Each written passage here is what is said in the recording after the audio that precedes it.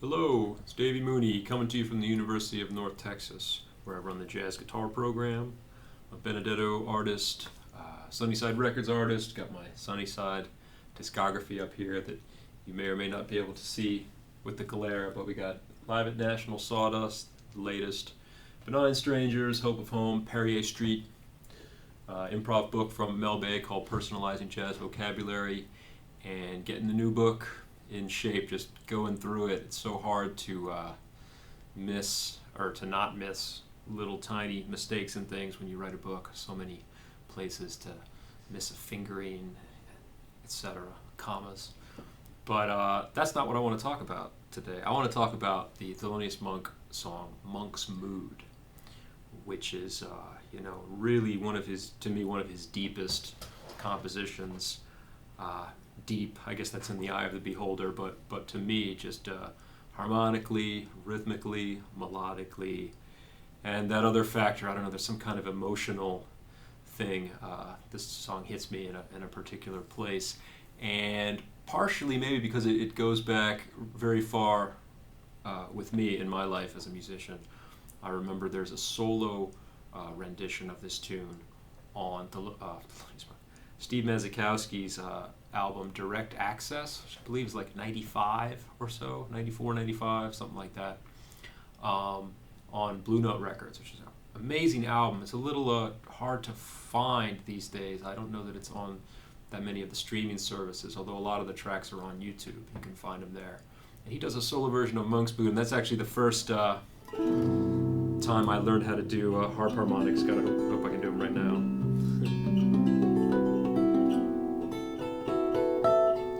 Steve starts off with this chord on the 7th string with a harp harmonic technique, Lenny Bro-esque. And I was like, wow. And I figured that out. And I figured out some of his chord melody on the tune. It's just a solo piece without knowing the song. But it always stuck with me as one of those early things that I actually transcribed and figured out as a young jazz musician. I was probably 15 at the time. And then just the title of it I thought was so cool. And I have a song I wrote back then, that same period when I was about 16, called Moon's Mood, that you can actually find on, I did an album of more singer-songwriter material where I sing and overdub harmonies and things like that. The album's called Ghosts of Music, Past, and the idea was, I played some tunes that I'd written in the 90s, some of them in 2000s, and, just I needed to get the songs out, get them recorded so I could exorcise the demon. But anyway, so the actual tune, Thelonious Monk song, Monk's Mood, he recorded it on one of his really early recordings, on Blue Note Records. I think it was called the compilation or the album. I don't know that it was an LP. Maybe it was. It's like 1947, I believe, was the session. It's called Genius of Modern Music. And like I said, I don't know exactly how they packaged it together, but I love those recordings. When I first heard them and I first bought some, compilation, and probably in the 90s, of Monk's music, it was hard for me because the sound quality it definitely has that old time feel. The fidelity is not that great, and it's 1947. It's different even than, say, his later recordings in the 50s on Riverside, where you can hear things a lot better with a lot more clarity. It's almost like, listening to the Charlie Parker sessions, like the Dial sessions and things like that, where the music is brilliant, but the sound quality leaves a lot to be desired. And, it's kind of, I don't like to, it's hard to not use the terms like quirky, even the term weird. But, to our ears now, I don't think it's actually very melodic and very interesting, but there's some aspects of the song that are maybe a little difficult. Maybe it's the juxtaposition of this kind of sing-songy melodic thing with some angularity and dissonance in the harmony. Anyway, you can read up on different descriptors people use for Thelonious Monk's music, but the actual song, basically, it starts off, you have a F minor, B flat 7, C, which I always learned that as a subdominant minor progression. And you hear that in Monk's music a lot, Monk's Dream kind of has that too. Like B flat 7 going back to C, and the melody you've got. And right off the bat, the thing that's kind of tricky is like the harmonic rhythm. He goes like 4,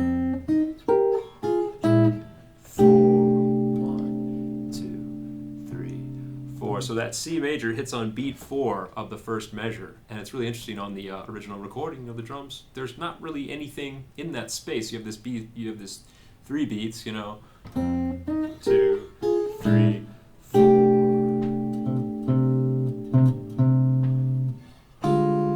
And that was really hard for me for a long time to feel that and not, try to shave a beat off of the subsequent 4/4 bar, but let those 5 beats just kind of hang out there. And Monk does on this version anyway. He gives you a little rhythmic help with that. So he goes.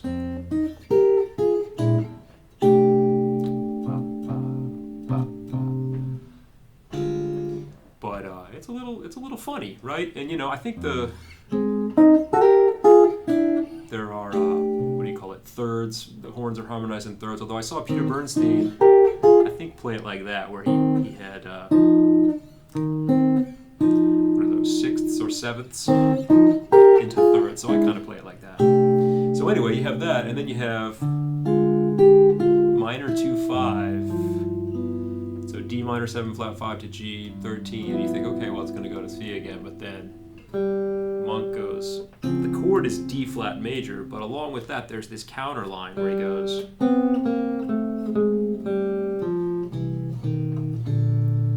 Down to a B flat 7. So that's that's pretty angular, dissonant. So it's a D flat major 7, but you have the major 7 and the flat 7 going on at the same time for a second. And then this moving line that's mostly chromatic, although between G and F, it's a whole step. So, and then it's like a C major, just C in the major third, B in the major third, B flat. So that's a lot just in the first couple bars.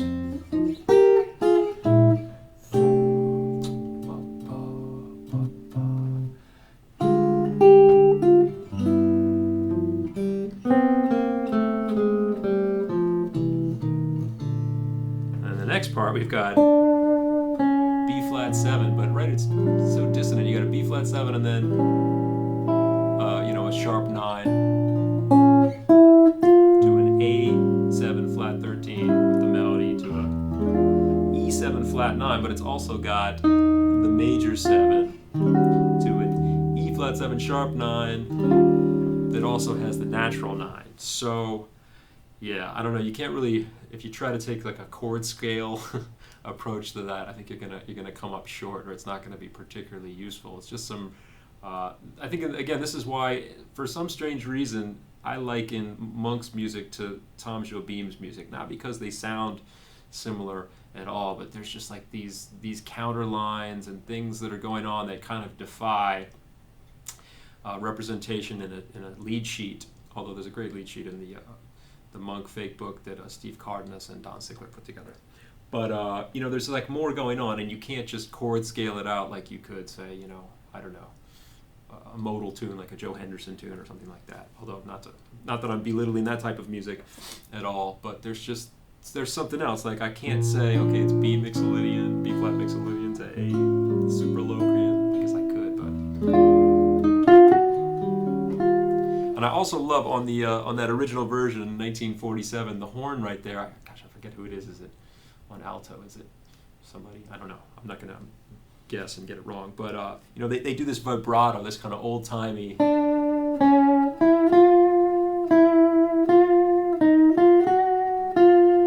That I kind of, when I first heard it, it's really strong and really pronounced vibrato, and I was like, what is going on here? I probably heard this when I was 16. Like, what's happening? But it links it back, to like Duke Ellington's music and maybe like the saxophone section sound of music from the swing era, if we want to put it into eras. And you can kind of hear that it's not really that.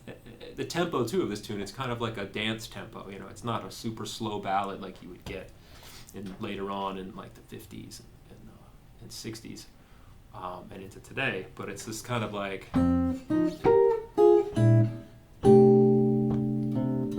Sort of imagine people dancing to it. I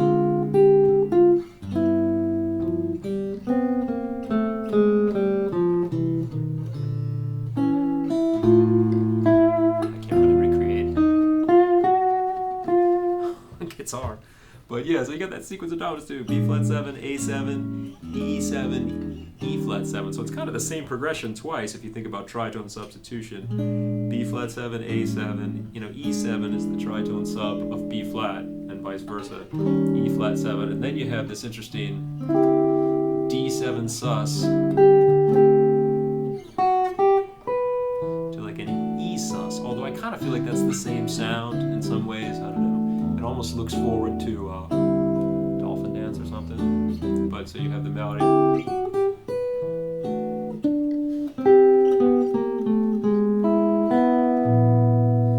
it's like, uh-oh, here we go again. So a D7 sus to an E sus, E7 sus, or I don't know. If it has a G sharp in it, maybe it does. And then a D minor. And another one of those moving lines into a B flat 7. Flat 9, flat 5, which I remember Mazkowski. I learned that chord. That's kind of a cool harp harmonics chord. Anyway, so yeah, and that takes you back to, that was the first A. And it repeats up until, the second ending. So we have our, let's see.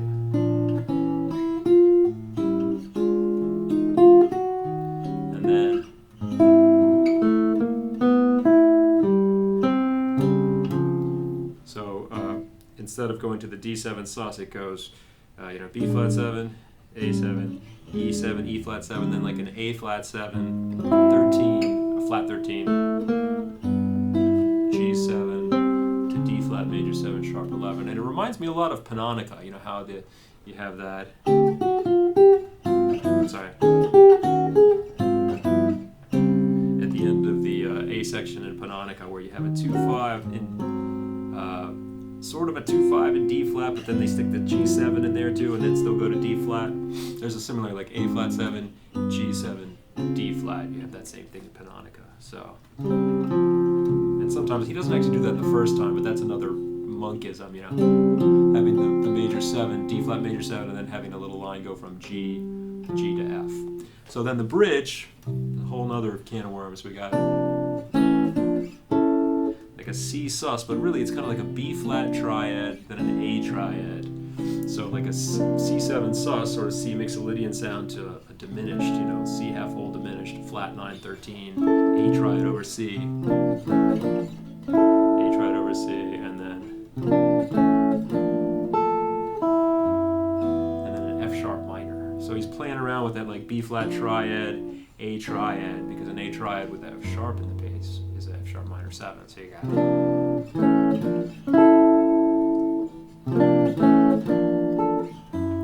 and again, harmonic rhythm wise, it's like C7, 3, 4, C7, F minor. It falls on beat 3 of the second measure, and then continues, and you have this. A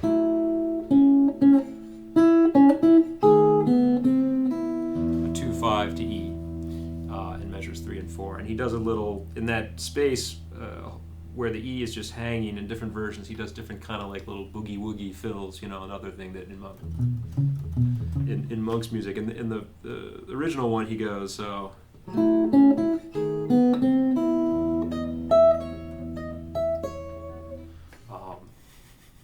I don't know. It's just part of his world and his vocabulary that the dissonances are mixed in with these kind of cute sounding little things. And the next 4 bars of the bridge, so man, this tune is so packed, so full with information. You have this thing.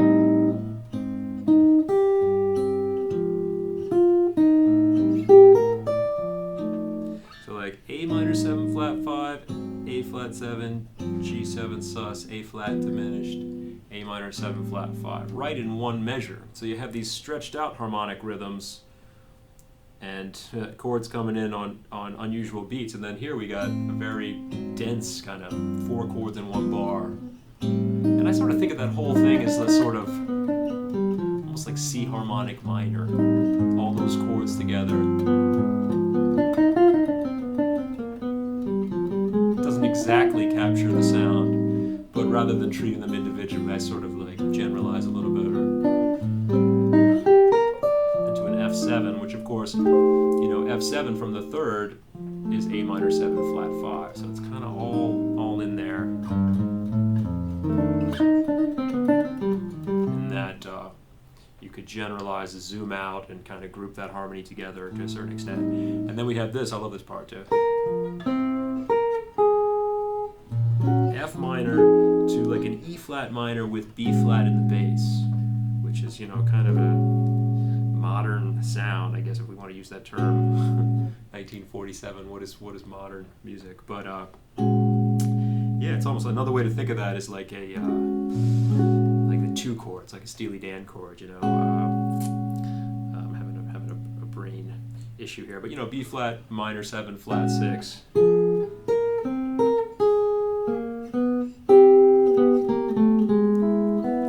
Down to a D minor. That same ending of the first ending of the first A section. So you got that last part of the bridge, F minor, E flat minor over B flat. So not just F minor, E flat minor, D, but changing the bass motion to B flat 7 sharp 11. So gosh, a lot of information there, y'all. And you'll hear me. I'm going to play the whole tune with the melody in a little bit. But so then the last day, you know.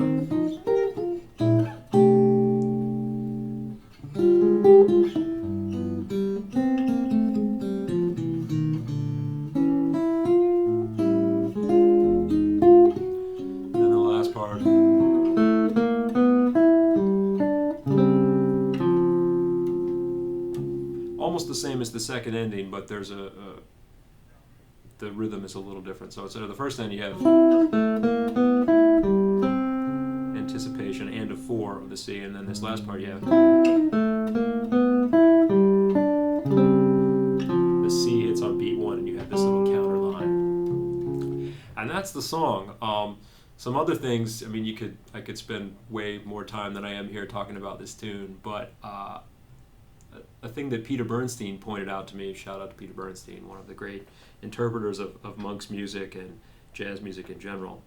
But I remember him pointing out when we were looking at some Monk tunes how it's interesting how certain things are very swung rhythmically, and then other things are totally straight. Like for instance, the counter lines where he goes,